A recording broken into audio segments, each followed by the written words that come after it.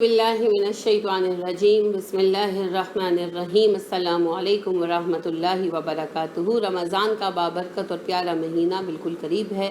اللہ ہمیں اس کے ایک ایک لمحے سے فائدہ اٹھانے کی توفیق عطا فرمائے۔ رمضان کی خصوصی عبادات میں سے ایک عبادت ہے کسی کا روزہ کھلوانا۔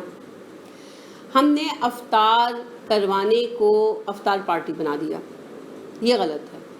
میں بڑی اصرار یہ بات عرض کروں گی، یہ غلط ہے۔ علماء شروع سے اس کی مخالفت کرتے آئے ہیں، یعنی جب سے یہ رواج شروع ہوئے۔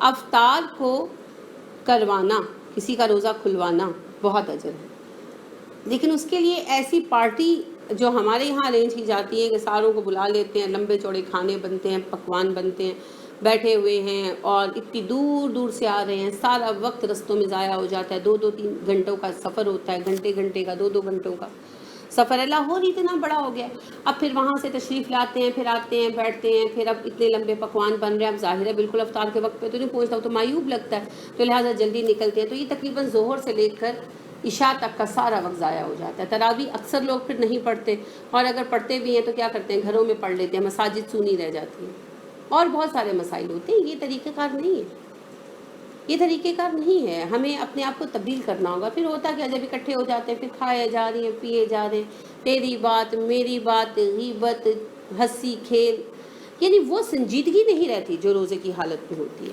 اور یہ آپ سے مطلوب نہیں ہے۔ روزہ کھلوانا مطلب کہ ایک کھجور سے کھلوا دینا یا کسی بھی چیز سے کھلوا دینا، تو اس کے لیے آپ بہت کچھ ترکیب کر سکتے ہیں۔ جیسے آپ رمضان سے پہلے اپنے قریبی اعزاء کو جتنی آپ کی حیثیت اور توفیق ہے اس کے مطابق کھجوریں بھجوا سکتے ہیں اچھی قسم کی۔ ظاہری بات ہے کھجور تو رمضان میں استعمال ہوگی، تو جب وہ کھجور سے افطار کریں گے تو آپ کو روزے کی افطاری کا ثواب ہوگا۔ اسی طرح آپ دودھ بھجوا سکتے ہیں، کیونکہ دودھ تو ہر گھر میں رمضان میں استعمال ہونا ہوتا ہے، دودھ سوڈا بننا ہوتا ہے، تو ایسی چیزیں آپ چینی بھجوا سکتے ہیں۔ یعنی یہ وہ چیزیں ہیں، آپ راشن کے پیکٹس بھجوا سکتے ہیں کہ یہ لوگ روزے میں افطار کریں۔ خاص طور پر میں تو سمجھتی ہوں کہ کھجور بہترین ذریعہ ہے، کیونکہ کھجور تو استعمال ہوگی۔ آپ دیکھیے کہ حضرت زید بن خالد جوہنی سے مروی ہے کہ رسول اکرم صلی اللہ علیہ وسلم نے فرمایا، جس نے کسی روزہ دار کا روزہ افطار کرایا اسے بھی اتنا ہی اجر ملے گا جتنا روزہ دار کو روزے کا اجر ملے گا، اور خود روزہ دار کے اجر میں کسی طرح کی کمی نہیں ہوگی۔ یہ ترمذی کی حدیث نمبر 647 ہے، اور ابن ماجہ کی 1776 حدیث ہے۔ اب آپ دیکھیے کہ ایک اور روایت میں یوں آتا ہے، رسول اکرم صلی اللہ علیہ وسلم نے فرمایا، جس کسی نے کسی روزہ دار کا روزہ افطار کرایا یا کسی مجاہد کو سامان جہاد دیا تو اس کو بھی ان کے برابر ثواب ملتا ہے۔ یہ ہدایت الرواح کی 323ویں حدیث ہے، دوسری جلد کی، اور بہقی کی سنن بہقی کی 270 نمبر حدیث ہے، چوتھی جلد کی، اور احمد کی چوتھی ہی جلد کی 114 نمبر حدیث ہے، اور یہ بالکل صحیح سند سے ثابتہ حدیث ہے۔ تو روزہ کھلوانے کا اجر اتنا ہے کہ پورا روزہ رکھنے برابر، جتنا روزہ دار کو اجر ملے گا اتنا ہی روزہ کھلوانے والے کو۔ تو اس پر صحابہ نے کہا کہ یعنی ہمارے پاس اتنا کہاں ہوتا ہے، تو آپ صلی اللہ علیہ وسلم نے فرمایا کہ آدھی کھجور پر یا پانی کے گھونٹ پر افطار کرانے کا بھی یہی اجر ہے۔ تو آپ ضرور افطار کروائیے، لیکن اس میں وقت ضائع نہ کریں، پارٹی میکنگ نہ کریں، یعنی میری میکنگ نہ کریں۔ افطار کو عبادت رکھیں، ایونٹ مت بنا لیں، فرق محسوس کریں۔ انس رضی اللہ عنہ سے مروی ہے کہ رسول اکرم صلی اللہ علیہ وسلم کسی کے گھر روزہ افطار کرتے تو یہ دعا دیتے۔ اچھا، اب آپ صلی اللہ علیہ وسلم روزہ افطار کرتے، اب آپ کہیں گے رسول اکرم صلی اللہ علیہ وسلم جاتے تھے، بالکل افطاری کی دعوت ہوتی تو آپ قبول کرتے، مگر افطار کا ایک اصول تھا، دودھ، کھجوریں اور ساتھ کوئی پھل وغیرہ کسی کو میسر آ گیا تو بس اس کو کھایا اور اٹھ کر نماز ادا کرنے آتے، اور نماز کے بعد اپنے اپنے گھروں کو چلے گئے۔ اور اتنا سا مدینہ تھا، دیکھیے حالات کا بڑا فرق پڑ گیا نا۔ اتنا سا مدینہ تھا، 2 منٹ میں، 10 منٹ میں، 15 منٹ میں اگلے کے گھر چلے جاتے تھے۔ ہمارے مسائل تبدیل ہو گئے ہیں۔ پہلی بات یہ ہے کہ ہم لوگ ایک لاہور ہی کے دوسرے حصے میں جاتے ہوئے ہمیں گھنٹہ 1.5 گھنٹہ لگ جاتا ہے۔ دوسری بات یہ ہے کہ اب اگر آپ کسی کے گھر افطار پر جاتے ہیں، وہ آپ کو بلاتا ہے اور آپ کے آگے وہ کھجوریں اور دودھ رکھ دیتا ہے اور نماز کے بعد وہ سادہ کھانا رکھ دیتا ہے، تو آپ کہیں گے اے افطاری کران بلایا سے۔ آپ تو چاہتے ہیں کہ جب ہم افطاری کرنے جائیں تو آگے ٹیبل سجی ہو جس پر کم از کم 4 طرح کی تلی ہوئی چیزیں رکھی ہوں اور ساتھ اور بھی کچھ لوازمات ہوں، تب جا کر پتہ چلے گا اس نے افطاری کرائی۔ دین تو ہمارا یہ ہے نا۔ تو پھر اس کے علاوہ یہ ہے کہ جب افطاری ہوتی ہے تو سارے لوگ آتے ہیں۔ اب ہم لوگ جو ہیں ہمیں نہ اپنے آپ پر اعتماد ہے، نہ رب پر اعتماد ہے، نہ سادگی پر اعتماد ہے، نہ دین پر اعتماد ہے. ہم نے تو اپنا پورا دکھاوا کرنا ہے. لہٰذا پھر عورتوں نے کپڑے بھی پہن کر آنے ہیں، میک اپ بھی کر کے آنے ہیں، وہ اس میں بھی وقت ضائع ہونا ہے، اور پھر یہ ساری چیزیں نماز سے بھی رکاوٹ بنتی ہیں. یہ بہت سارے مسائل آ جاتے ہیں. صحابہ افطار پہ ایک دوسرے کو بلوا لیا کرتے تھے. رسول اکرم صلی اللہ علیہ وسلم بھی افطار کی دعوت قبول کرتے تھے، مگر افطار یہ ہوتا تھا گئے، اور وہی بات ہے چھوٹا سا مدینہ تھا، تھوڑا سا پیدل چلے گئے اور جا کر بیٹھے، چند کھجوریں کھائیں، دودھ کا پیالہ پیا، اور سب اٹھ کر مسجد نبوی میں آپ صلی اللہ علیہ وسلم کے ہمراہ افطار کرنے آ گئے، نماز پڑھنے آ گئے. نماز پڑھی، نماز سے فراغت پر، اور پھر اپنے اپنے گھروں کو چلے گئے، جو گھروں میں میسر ہے کھا لیا. بس یہ افطار ہے. ایسا افطار کرنا ہے تو بسم اللہ کریں، قریب والوں کو بلائیں، مت دور والوں کو بلائیں، وقت ضائع ہوتا ہے. اور یہ کبھی کبھار ہوتا تھا کہ کوئی بلا لیتا تھا، اکثر تو صحابہ جو افطار کے لیے ہوتا تھا مسجد میں ہی لے آتے تھے. تو ہمیں چیزوں کو درست کرنے کی ضرورت ہے.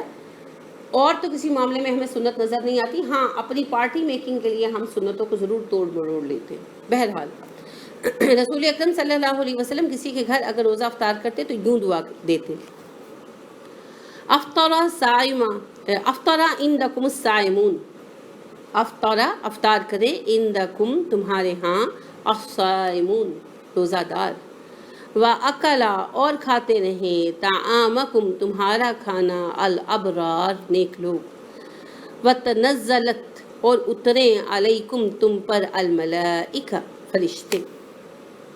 یہ احمد کی 118ویں حدیث ہے، تیسری جلد کی، بہقی کی چوتھی جلد کی 239ویں حدیث ہے، اور ان کی سند بالکل درست ہے. یعنی یہ کتنی خوبصورت دعا ہے.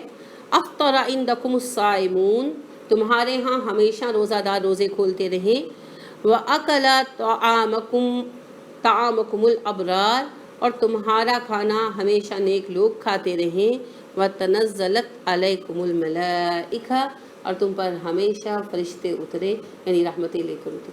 تو یہ دعا ہے، اگر کسی کے گھر کھانا کھائیں تو افطار کا کرے تو اس کو یہ دعا دیں. عبداللہ بن زبیر رضی اللہ عنہ سے مروی ہے کہ رسول اکرم صلی اللہ علیہ وسلم نے حضرت سعد بن معاذ رضی اللہ عنہ کے پاس روزہ افطار کیا، پھر انہیں یہی دعا دی، یہی جو میں نے ابھی آپ کو سنائی ہے: افطر عندکم الصائمون وَأَكَلَ طَعَامُكُمُ الْأَبْرَارُ. اور ایک لفظ کا فرق آتا ہے، وَصَلَّتْ عَلَيْكُمُ الْمَلَائِكَةُ، یعنی جو میں نے اوپر دعا آپ کو بتائی وَتَنَزَّلَتْ عَلَيْكُمُ الْمَلَائِكَةُ، اور یہاں پر آتا ہے وَصَلَّتْ عَلَيْكُمُ الْمَلَائِكَةُ. بات وہی ہے، فرشتے تمہارے لیے دعائیں کرتے رہیں. اور یہ حدیث جو ہے ابن ماجہ کی حدیث ہے، اور اس کا نمبر 1718 ہے.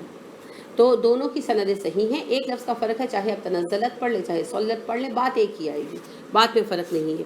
یہ دعا بھی آپ کو جو ہے وہ مل جائے گی، سینڈ کر دی جائے گی. تو یعنی اگر آپ کسی کے گھر روزہ افطار کریں تو اس کے لیے یہ دعا پڑھیں. اور اگر کسی نے آپ کو سامان بھیجا ہے اور آپ اس کے سامان پر روزہ افطار کر رہے ہیں تب بھی آپ اس کو یہ دعا دے سکتے ہیں. اب بات یہ ہے کہ افطاری کرانا بہت اچھی بات ہے، بہت اچھی بات ہے، اور اس پہ مجھے کوئی اعتراض نہیں ہے، مگر افطاری اور افطار پارٹی کا ڈفرینس آپ کو سیکھنا ہو، یہ سیکھنا ہو، ٹھیک ہے. اور یہ یاد رکھنا ہوگا کہ رمضان کے دن ضائع کرنے کے لیے نہیں. رمضان میں جو فتنے کھڑے ہو جاتے ہیں نا، جو رمضان کا سارا اجر ختم کر دیتے ہیں، ٹی وی کے بعد دوسرا بڑا مسئلہ ہے افطار پارٹی، جن میں جانے سے وقت کا ضیاع ہوتا ہے. بیٹھ کر تیری بات میری بات، کسی کی بات نہیں کرے تو سیاست دانوں کی تو کر رہے ہیں نا. اللہ کے بندو، اگر آپ مسٹر اے بی کی برائی کریں گے تو گناہ ہوگا، اور پرائم منسٹر کی کریں گے تو نہیں ہوگا.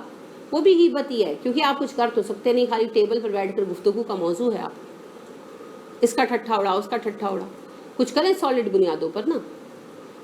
تو لہٰذا غیبت ہے، کسی کی بھی کی جائے تو پھر سارا روزہ بیکار میں ضائع ہو جاتا ہے. اور وہی وقت اگر آپ گھر میں ہو تب قرآن پڑھیں، آپ نماز پڑھیں، آپ دوسروں کے گھروں میں جا کر بس ایسے ہی بیکار میں ضائع کر دیتے ہیں.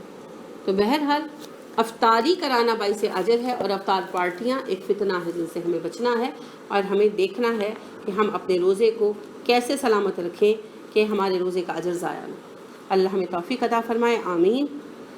السلام علیکم ورحمۃ اللہ وبرکاتہ. سبحانک اللہم وبحمدک ونشہد ان لا الہ الا انت ونستغفرک ونتوب الیک.